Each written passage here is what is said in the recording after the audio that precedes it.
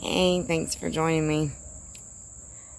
This is one of those times where I don't really have anything in particular I want to talk about, or I don't really feel moved in any particular direction, just other than to just talk.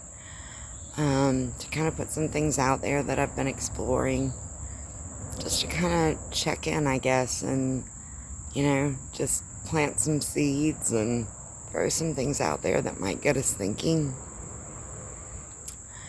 It has been a roller coaster ride, and when I reflect on July's past, they always are, it seems. This year I'm really feeling like I'm more present than I've ever been. Not worried about the next hill. I'm simply paying attention to where I'm at on the track right now and noticing how I feel as I'm moving through each part. Some is the slow uphill climb, and some is the quick fall, and every once in a while there's a loop-de-loop. And rather than being scared of what's coming next or focusing on what I just went through, I'm really, really practicing on being present with what I feel like right now. And I'm going to be honest, that's one of the hardest things I've ever done. And it's been a very long process when I think about it. Started back in, I want to say, 2018, when I first started noticing that I couldn't be still. I would sit, and about 30 seconds to a minute would pass, and I would go to jump up. And since then, I've really, really done my best to practice presence. And it's not easy in a world where you are constantly being pulled in 90 directions. And when you start to really do it, it can be so confusing because there are so many things that want to pull your attention in a direction. And it becomes part of the practice to decide where your focus best serves you. I have 1,000 things that would like my attention right now. I have 10 people who would like a response from me. I have all of these things, but my body is saying that I'm hungry, or I'm thirsty, or what do I do? How do I respond? How am I feeling right now? One of the things that I have noticed very deeply is that I have a hard time being present because I'm feeling more than one feeling. I'm being pulled in more than one direction. The present is very confusing to me. I've not ever really been officially diagnosed with anything because I don't like labels and I don't like diagnosis. I think they limit us.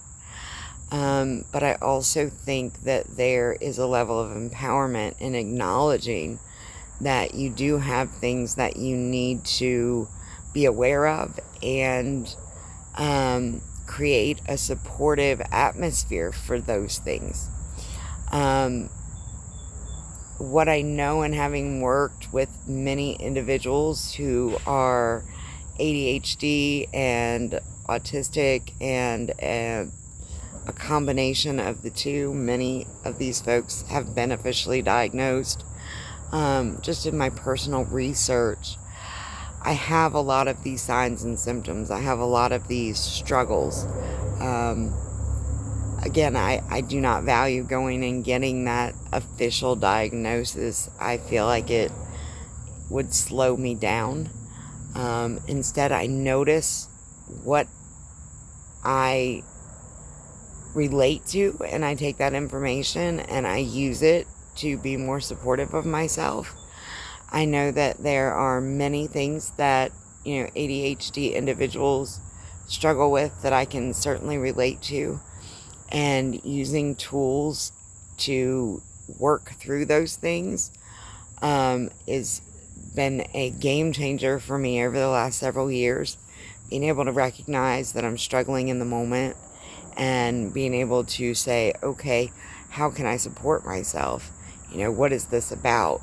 rather than feeling like I'm just innately broken and why can't I do the things that normal people do. I don't think any of us fit in a neat little box. And I think that we are just at the precipice of beginning to understand these issues. And I think that for the first time, we are starting to acknowledge for ourselves our own struggles. And it's bringing new information forward every single day. And so I'm going to go back to what I used to say 15 years ago. Listen to this information, do your research, listen to other individuals and hear their stories, hear what's working for them, what hasn't worked for them, how they might process the way that they're feeling about some of the things that might be similar to what you're dealing with. How can you take this information and begin to apply it to yourself? Because again, I don't think any of us fit in a neat little box. I think that healing comes from within, and that we can spend our time, rather than beating ourselves up, questioning ourselves, making excuses, feeling stuck, asking others what they think we should do or what they think might be wrong with us. How can we begin to use the information that we have within us to then go out into the world and gather more information, and figure out how we can apply that in a way that begins to make sense to us? Again, I don't think there's a cookie cutter way to do this. I've spent so many years thinking I'm going to come up with this formula. And I think that over the last several months, what I've begun to come to peace with is the fact that the formula is truly being present, understanding yourself, knowing what it is that you need, noticing when your needs change and being able to support those changes, getting to know who you are, learning to know what to expect from yourself, not having unreasonable expectations of yourself, beginning to take yourself into consideration in a way that you never have before. These things are odd and strange and alien to us. We're actually programmed not to do them, to ignore them, which is the very thing that causes the suffering that we experience, this feeling of stuckness, this feeling of disempowerment. We've been taught not to do the very thing that makes us well, which is to know ourselves, to slow down, to know what to expect, to study our own behaviors and begin to apply things that work for us. Well, that didn't work. Okay, well, maybe let's try this. This feels good because. And we try it, and then we decide, did that work?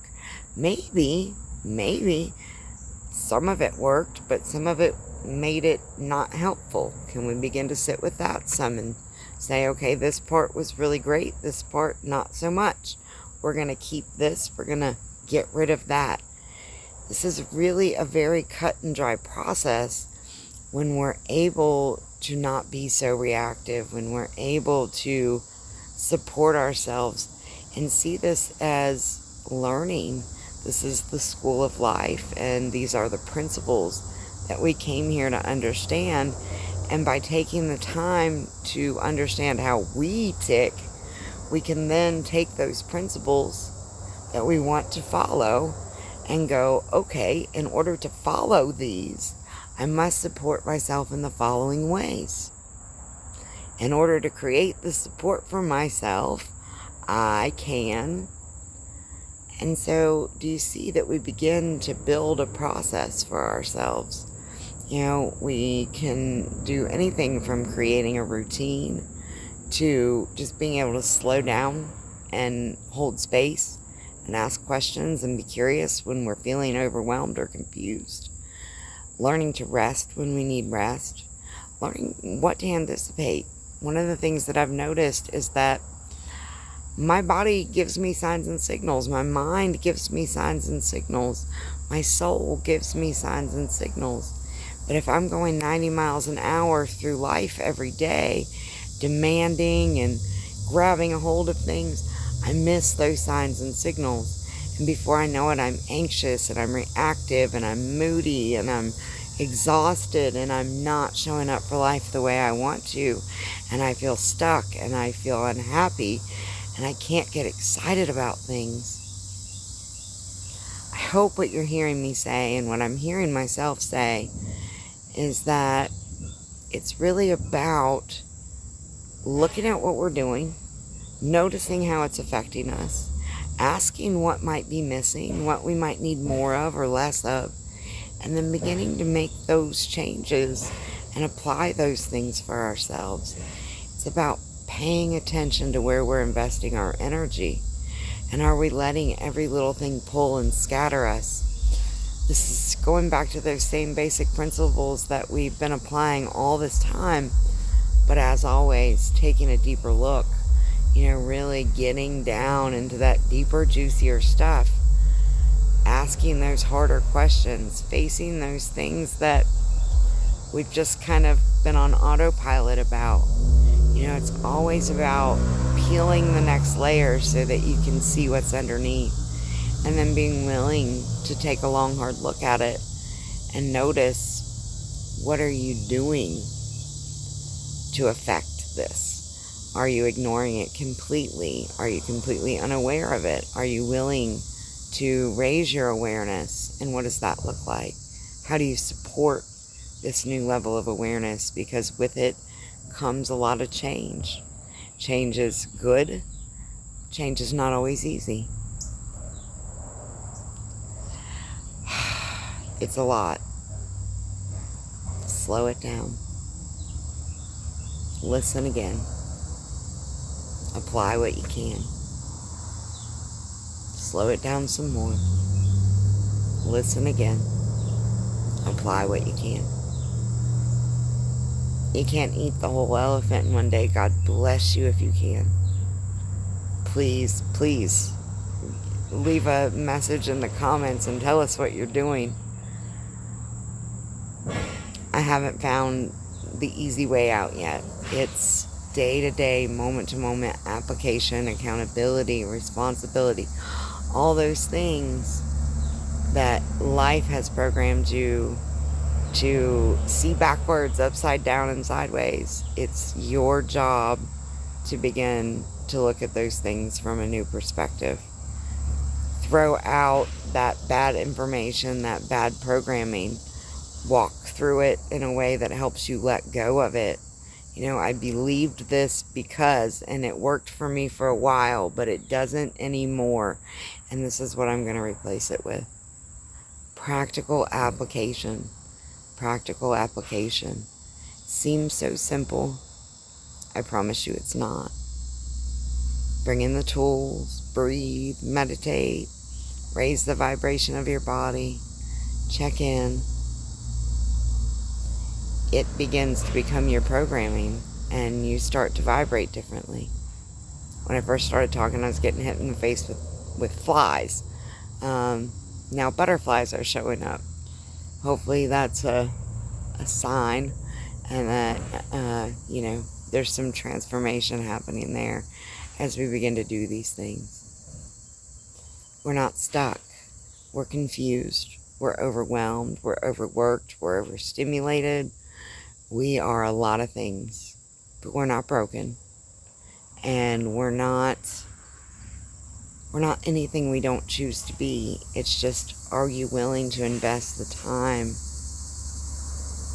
to make the changes? Are you willing to take accountability? It's not easy. And with a world so full of noise, it makes it even harder. I really, really hope that you're able to use some of this in your own day-to-day as you begin to put being present into practice, and as you begin to figure out what works and what doesn't, as you begin to take pride in your growth and to give yourself grace as you move along. Thank you so much for being with me and for just letting me have this space to do my own reflecting and to hear my own voice. Namaste.